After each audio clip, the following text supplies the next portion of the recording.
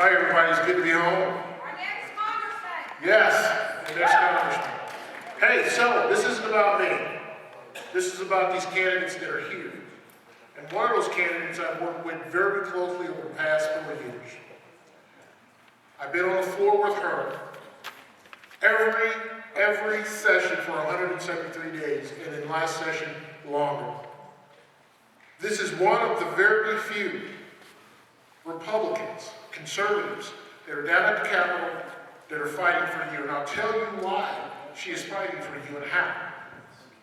Before she even decided to run for Secretary of State, she would stand with me in solidarity to make sure that rural Arizona had what it needed before she came up here, because she's that kind of a fighter. A lot of you know I've been in combat. This is someone, Representative Bolick, who I go to combat with. This is someone who is ready to take the next step. Now, when you are electing a Secretary of State, you need to ask yourself two things. One, can that person win the general? Two, is that person ready to step up and be governor of the state of Arizona? Shawnna Bolick is ready to do both of those things. I need you to listen very carefully to what this intelligent, bright professional is going to do for the state of Arizona in election integrity, protecting the election boxes, and also restoring confidence in our elections. I am proud to introduce my co-worker, my peer, and my best friend, Shawnna Bolick.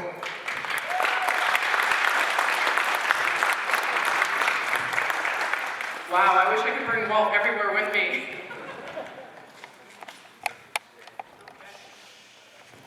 My name is Shawnna Bolick, and I'm a current state legislator in District 20, which is Phoenix, Glendale, and Peoria.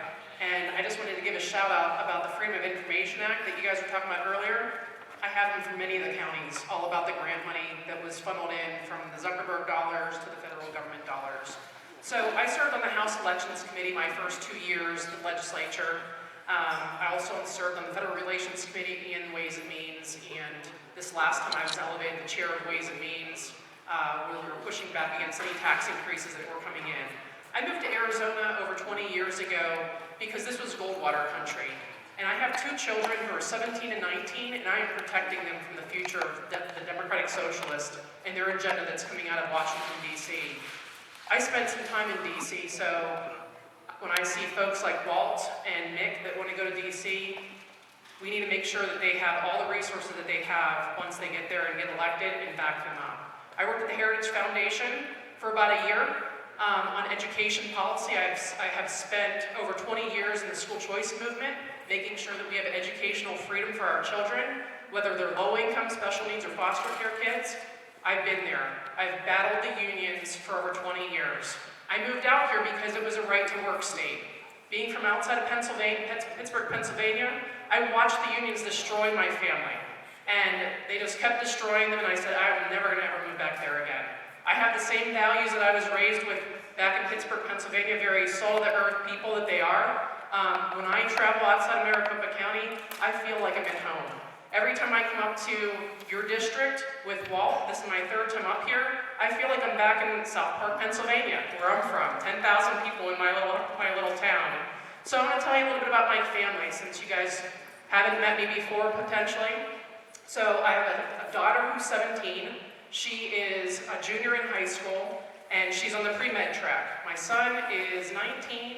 He's at ASU, and he's studying mechanical engineering. My son has decided to take the charge to lead campus carry and bring campus carry to the universities again. Over 30 years ago, ABOR got rid of that, and he's bringing it back. He's been working with Representative Wynn, LD1 Prescott, and they filed a bill, I believe, just the other day to do it. And my daughter, she works with the Veterans Heritage Project, so making sure that the history is chronicled for future generations to know why we have our freedoms. She actually chose Representative Blackman last time, gave him a special look. so his story will always be there for future generations. So why would I want to step into this office and run for Secretary of State? Well, for one, I actually got challenged as a candidate last time when I was running for my second term, and the Democrats were trying to throw me off the ballot.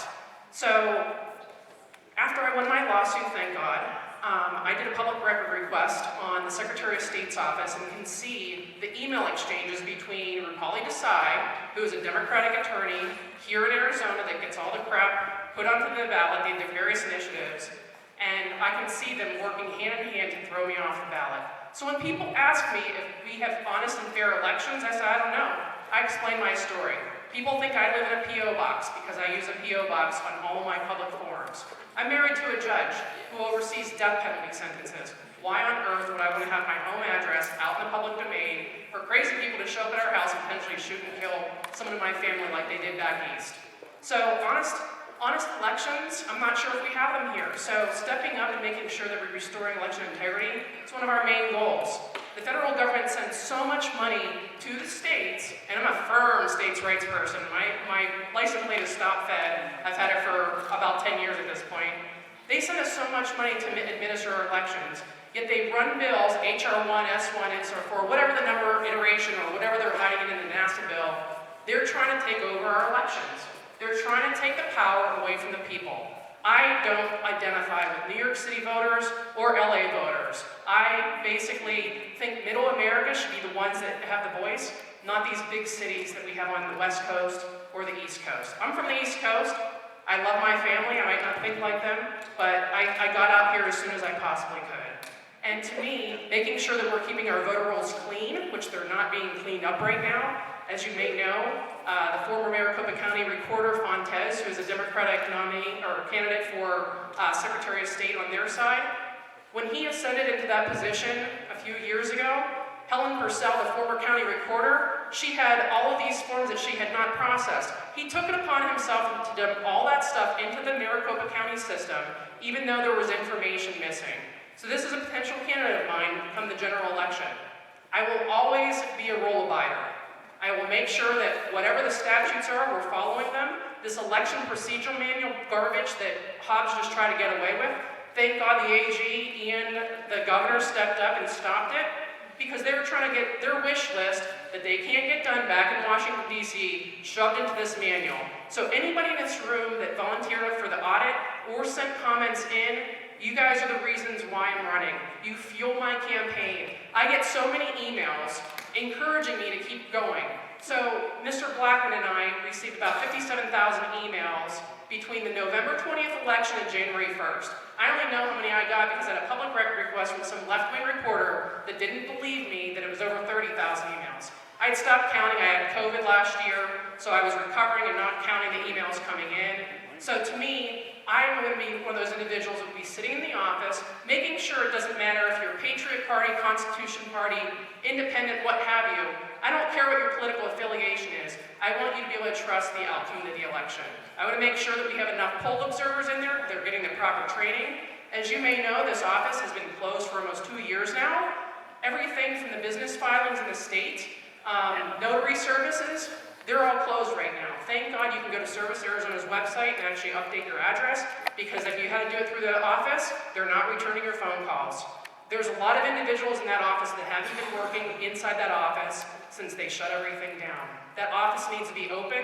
As Mr. Blackman said, this position is one step away from the governor's office, and you need to have someone that's ready to go. You need to make sure you have someone that's not going to back down whenever the federal government comes banging on your door that they're going to have to actually shove through the nationalized elections. We're not going to take that. I can tell you right now, this is the biggest thing. I don't know if anybody watched C-SPAN last night or watched what happened. I don't like cinema, but thank God she stood up and pushed back.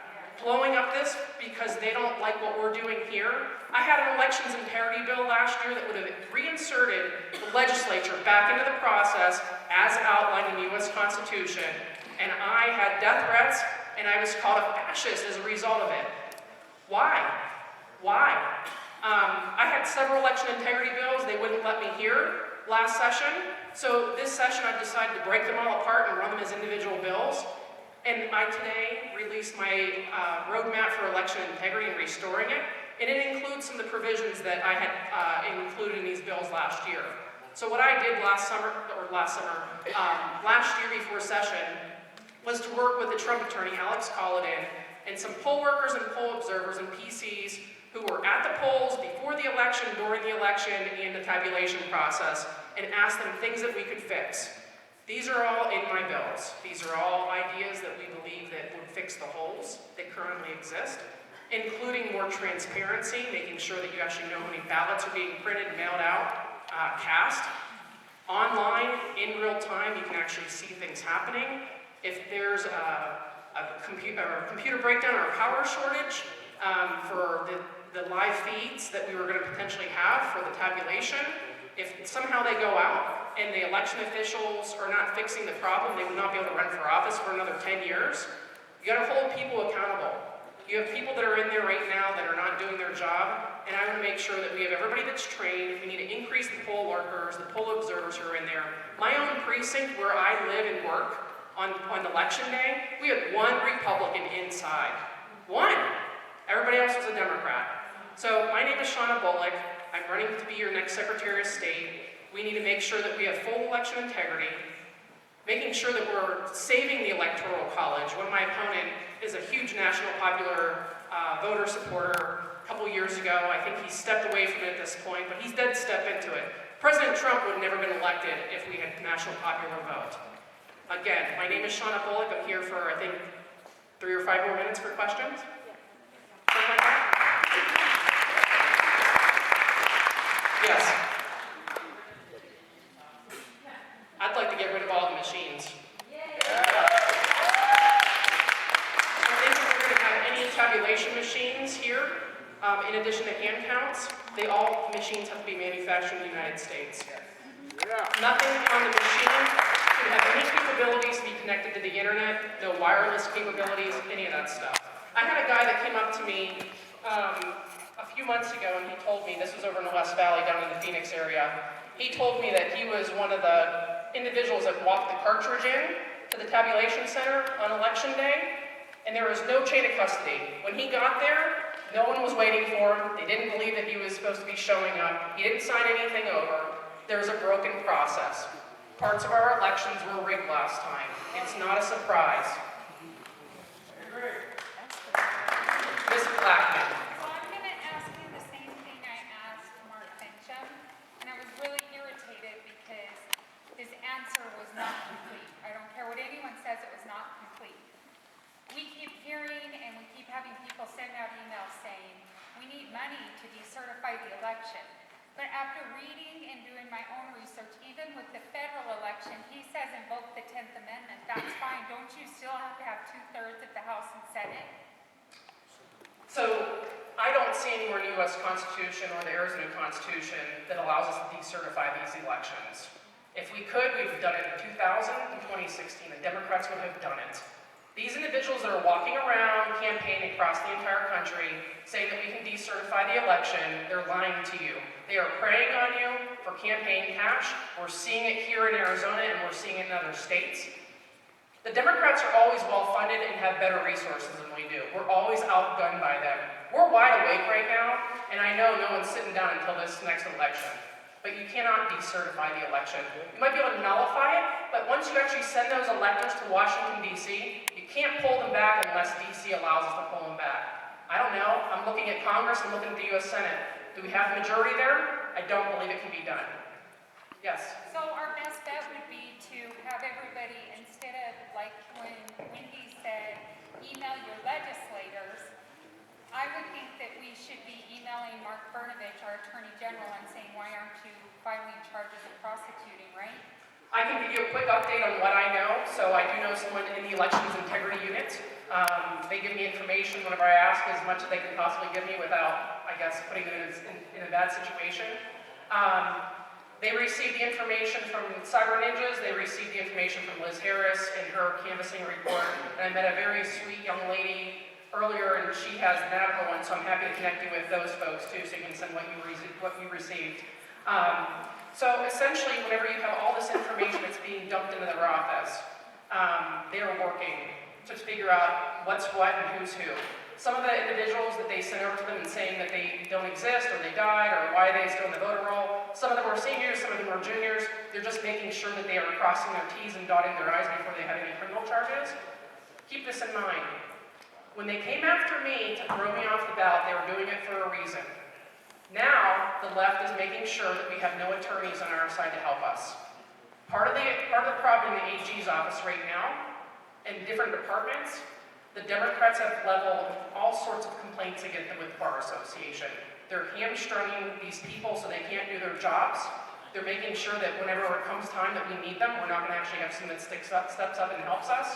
One of their cases a few weeks ago, they had to have an outside attorney come in and litigate the case because the person that was supposed to be working on that issue, they had a bar complaint, and right now they're not allowed to do their work. So keep that in mind whenever you're thinking about some of these other issues that are going on. Yes? My source is that I've heard word about other states possibly following our example as far as the audit in Maricopa. Is that true? So I've worked with other state legislators around the country. I actually chair our Elections Integrity Working Process group for the last 3 years with other state legislators. When I got into office and there was a computer upgrade that happened in Maricopa County, my PCs and state committee begged me to go serve on the House Elections Committee. So we started researching things and I started reaching out to different resources around the country. Cleta Mitchell was actually a co-chair for that committee. She was Trump's attorney in Georgia. So we keep an eye and we work with each other on what's going on in other states. Whenever we could not get our ID bill done because there's 2 representatives here in the House, Representative Bowers and Representative John were against the legal ID on all ballots. Obviously, there's a citizen initiative that's going on. I believe that there was a petition over here for y'all to sign. I had someone from Pennsylvania reach out to me, a state legislator, because their Governor Wolf had just vetoed what they wanted to do. So I said, this is what we're working on. We've been very collaborative across the country. We're all freedom-loving. I was endorsed by Young Americans for Liberty, so I work with a lot of those individuals too. That's Ron Paul's group. So I work with a lot of liberty-minded people across the country. But when it comes to election integrity, it's not one size fits all. You might be able to take an idea from Florida. So what happened after Bush v. Gore, Florida decided to wake up and actually clean up their voter rolls, and they got rid of the machines, obviously. But over the time period from 2000 until just recently, they just keep expanding the way that they can actually get their ballots counted in one day. So whenever the polls close, they know basically around 9 o'clock, 10 o'clock that night what the results are. So I've been looking at things that they've done, and they're part of my roadmap. If you go to my website, BolickForArizona.com, we have an elections integrity roadmap. These are things, obviously, that I've gained from people who are on the ground, but also working with other state legislators of what's working in other states. Like I said, it's not a one-size-fits-all. You see what works in one state might not work in another. So I have all sorts of bill ideas. I'm happy to share them with you once they're all released. We have a 7-bill limit that's about to approach right now, and I think I have 3 more election integrity bills I'm about to drop. But we need to look at some of the laws that are on the books right now. There's loopholes, and there's big gaps in a lot of places. So if you have the right people on these committees telling us, as legislators, obviously the next crop of legislators, and Mr. Fillmore, thankfully, will still be there, and he also supports my candidacy, making sure that they're actually fixing all the problems that we know about. Because once I'm gone and I'm actually chief election officer, I'm not a legislator. The Democratic opponent on the other side, Fontes, thinks he can legislate from that office. He should go run for the legislature. Thank you so much for being here. It's great to see you again. I'm super questions.